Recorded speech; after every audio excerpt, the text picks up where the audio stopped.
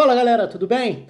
A Inter é campeã italiana agora oficialmente, né? Ontem eu até gravei um vídeo falando mais sobre o Lukaku, o sábado tinha deixado essa possibilidade, né? Poderia não ter sido nesse domingo, né? Se a Atalanta tivesse vencido o jogo diante do Sassuolo, a briga por Champions está muito boa na Itália, com a Juventus, com o Milan, com o Napoli, com o Lazio, com a Atalanta, são 5 times brigando por 3 vagas, mas a Inter confirmou, teve o título confirmado, na verdade, nesse domingo, então não foi em campo, porque foi no empate entre Atalanta e Sassuolo. Mas isso não muda em nada, a não ser por uma questão protocolar ali, do momento em que o título é matematicamente confirmado. Isso evidentemente não interfere em nada qualquer análise que possa ser feita da temporada como um todo. E é muito significativo esse título, né? Porque agora indo além do lado do Lukaku, que foi o tema do vídeo de ontem, mas falando do todo.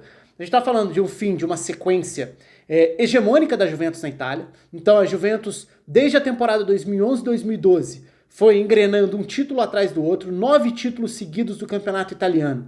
A Inter quebra também um jejum, não ganhava o título italiano desde 2010, ano da Tríplice Coroa. Aliás, tem vídeo aqui no canal quando eu fiz a história lá a lista dos jogos históricos, das análises de jogos históricos. Eu fiz alguns sobre a Inter de 2009-2010, a Inter do Mourinho, que foi campeã da Champions batendo o Bayern na final. Vou deixar até o link aqui em cima para quem quiser ver a análise daquele jogo. Tem também do confronto contra o Barcelona, que foi muito marcante naquela Champions. Mas enfim, a Inter encerra esse jejum e quebra a hegemonia da Juventus. Eu acho sempre muito legal falar sobre esse tipo de tema, não só o título em si, que a gente também vai falar. Acho que o Conte é um personagem riquíssimo dessa conquista, por tudo que ele representa para essa década do futebol italiano, mas falar de quebra de hegemonia é sempre muito interessante, porque a gente costuma banalizar algumas das sensações que são naturais dentro desse percurso. Eu falei sobre isso em alguns vídeos dos últimos anos, quando alguns times eram campeões novamente. Então, PSG na França, Bayern na Alemanha, Juventus na Itália, a gente tende a tratar como, mais um, não teve mérito nenhum, ganhou só mais um, piloto automático, como se fosse muito fácil ser campeão a cada ano. E é natural que a gente tenha essa tendência de tratar como fácil quando a gente se acostuma com alguma coisa. Mas, geralmente, o reconhecimento maior vai vir com distanciamento histórico. É quando isso acaba, porque enquanto está em construção esse processo, a gente tende a olhar como algo que não vai acabar nunca. Então é o Manchester United da era Ferguson. Pô, o United vai ganhar o campeonato inglês todo ano, eternamente, vai ser difícil, até de repente, de uma hora para outra, quando a gente distancia historicamente e olha para trás, de uma hora para outra, virou uma chavinha. Não tem mais Ferguson, não tem mais título de Premier League, olha quantos anos, até sem disputar de fato o título, o United não teve. Estou citando só um exemplo aqui, mas vale para a própria Juventus. Todo ano vai ser campeão. Eternamente, vai ser Juventus campeão todo ano. Já era, o campeonato começou já decidido, até não ser mais. E isso, em dado momento, parece algo difícil de imaginar. Vamos pegar o exemplo na Itália.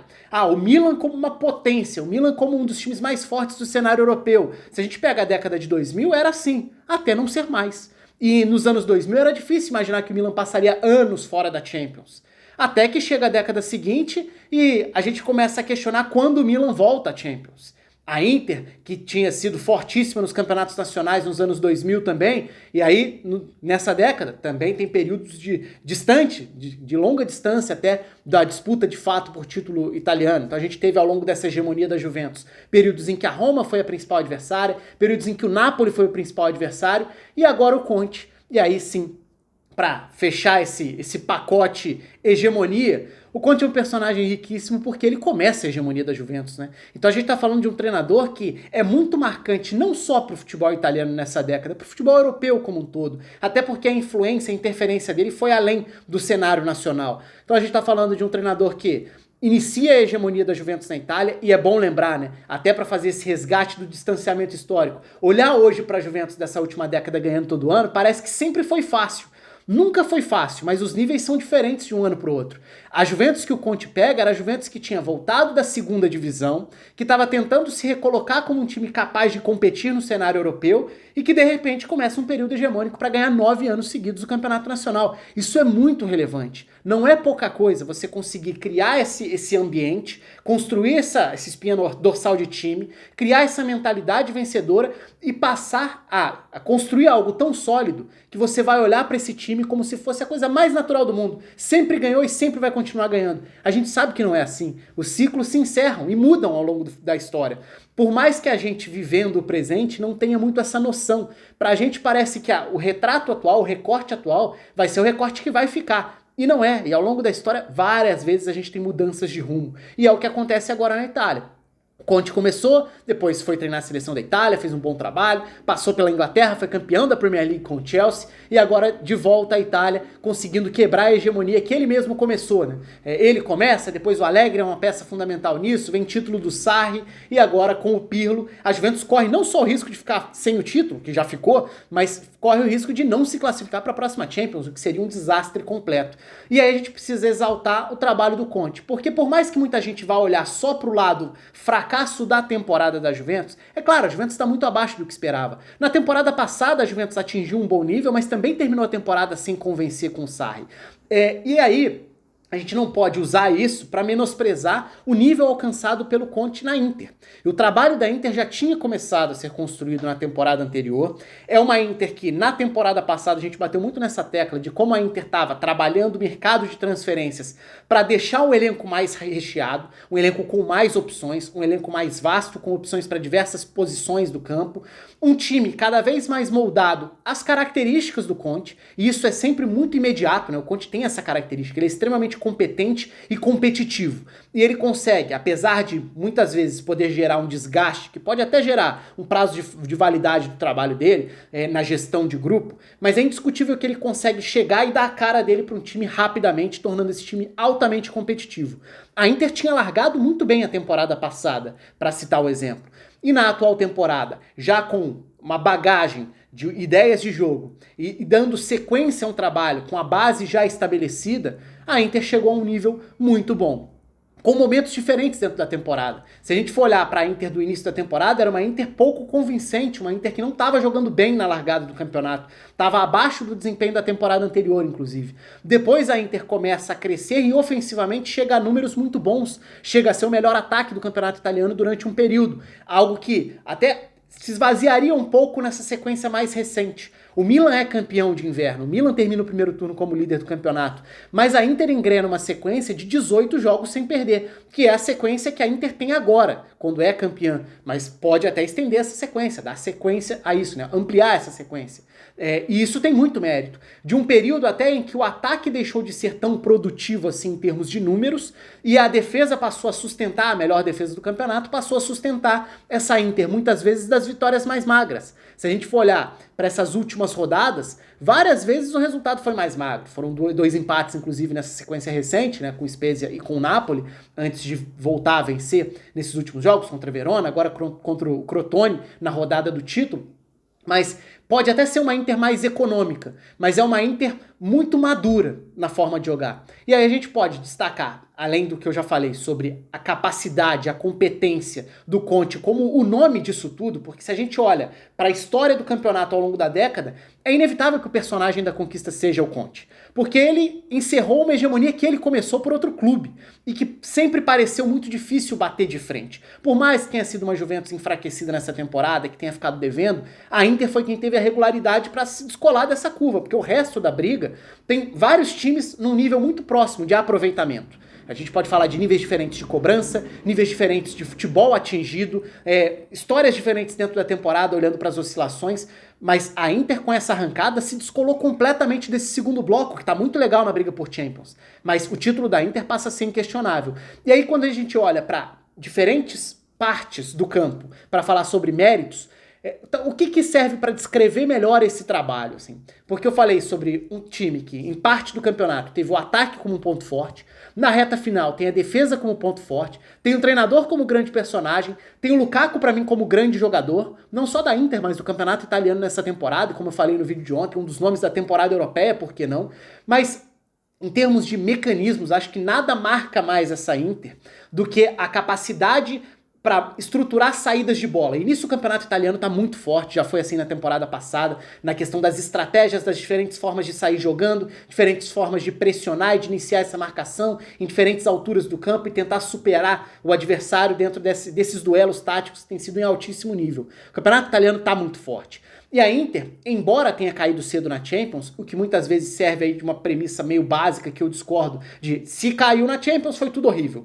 Se não foi longe na Champions, não dá pra colocar entre os melhores. Acho que não tá aí. O nível atingido pela Inter é de um dos melhores times da temporada na Europa, embora não tenha conseguido chegar nem ao mata-mata da Champions. Então é claro que tem uma decepção em âmbito europeu, mas isso não apaga o nível que esse time atingiu dentro da temporada, se a gente olhar para o termômetro dos pontos corridos. E aí, essa estrutura de saída de bola, para mim, ela simboliza a forma da Inter jogar. Por quê? Primeiro, pelas movimentações. Quantas vezes a gente não viu triangulações pelos lados do campo, com movimentações de trocas de posições mesmo? Falar, por exemplo, lado direito do campo, Skriniar, é o zagueiro pela direita no trio de zaga. Achraf Hakimi é o ala pela direita. Barella é o meio-campista pela direita do trio de meio-campistas. Esse trio pela direita gera diferentes mecanismos. Pode ter a saída de bola com o zagueiro se projetando como lateral, pode ter o meio-campista abrindo para receber, pode ter o ala espetado como um ponta ou até atacando por dentro, muitas vezes. Da mesma forma, na esquerda, o Bastoni pode ser esse jogador para iniciar a saída de bola, como o zagueiro pela esquerda que se projeta como lateral. O ala pode ser Darmian, pode ser Ashley Young, pode ser Perisic, cada um com uma característica. Mas pode ser um jogador para receber já mais aberto na ponta, ou pode tentar trabalhar por dentro.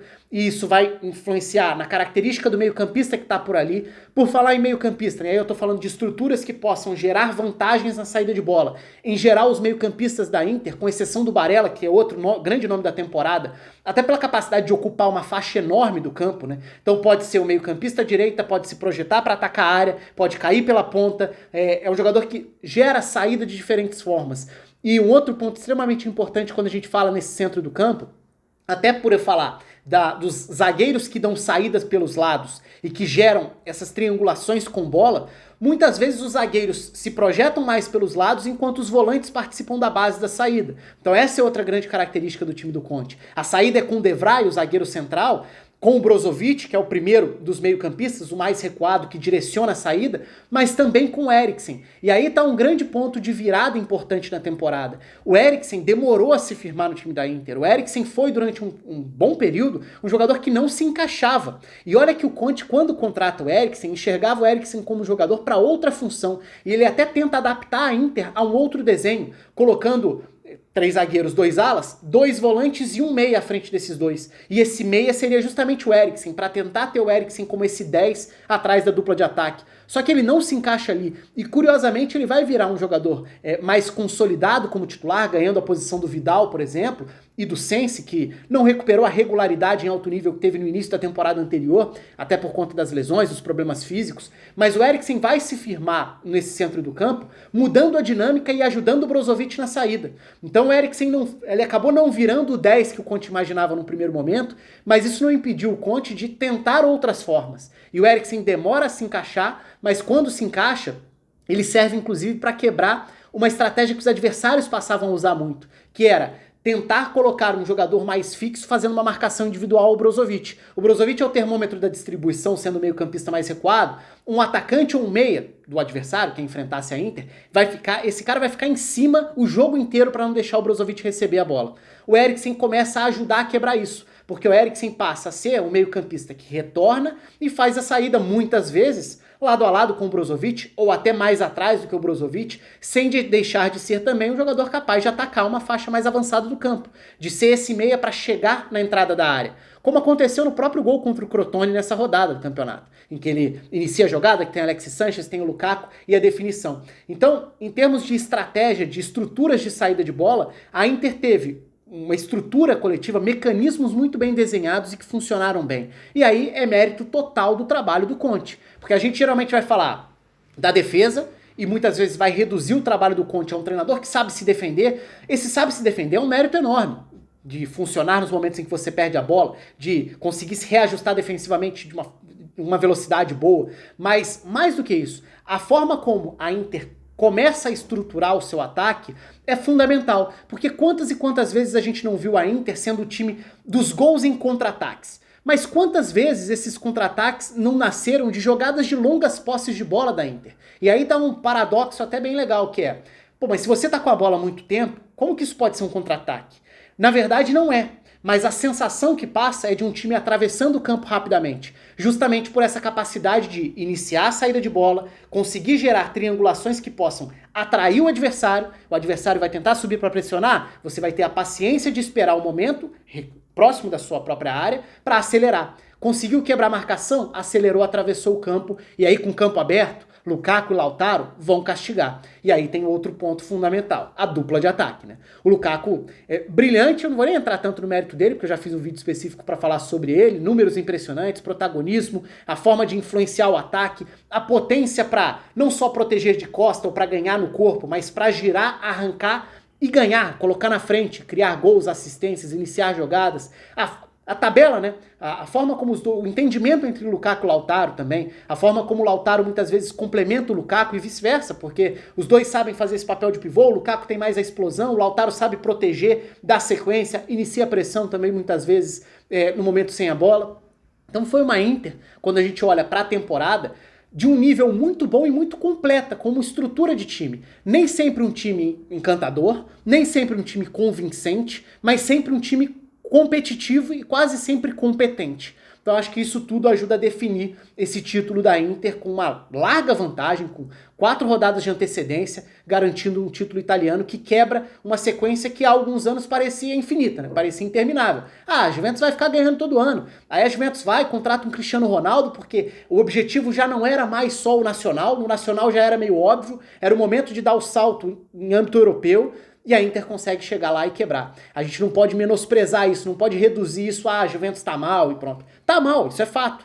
Mas ao longo desses anos, não foi sempre que a Juventus esteve super bem. Mas nunca um time tinha tido a regularidade com um nível tão alto para bater e passar. A gente até pode falar, alguns times chegaram a níveis muito bons e por infelicidade da qualidade da Juventus naquele momento, esses adversários não conseguiram romper essa sequência. Por exemplo, o Napoli do Sarri. O Napoli do Sarri teve uma pontuação altíssima, um nível excelente, foi um timaço, mas não conseguiu ser campeão porque a Juventus não dava brecha naquele momento. Agora, a Juventus deu brecha, mas a Inter só foi campeã porque teve muita competência para isso. E o Conte é o grande personagem da temporada, porque ele é o grande personagem da década no futebol italiano. Se a gente for olhar para jogador, aí para mim o nome é o Lukaku, entre tantos outros destaques aqui, né? Eu nem falei de todas as posições, todos os jogadores, mas para passar um pouco sobre diferentes partes desse funcionamento coletivo de uma Inter que é campeã de forma incontestável. Fica agora não só a expectativa pelos próximos anos, né, após o fim de uma hegemonia, sabendo da característica do Conte, que começou uma hegemonia com a Juventus, será que a Inter vai ter essa capacidade de defender o título na próxima temporada? Mas mais do que isso também, né? Fica agora a expectativa por essa Inter numa Champions. Se vai conseguir mostrar esse mesmo nível num nível acima agora, que é o nível de exigência europeu, né? O nível de exigência de Champions. Isso é assunto para a próxima temporada. Um abraço para todo mundo, fica aí com os comentários, o espaço está aberto, deixa a inscrição no canal, curtida no vídeo. Até a próxima.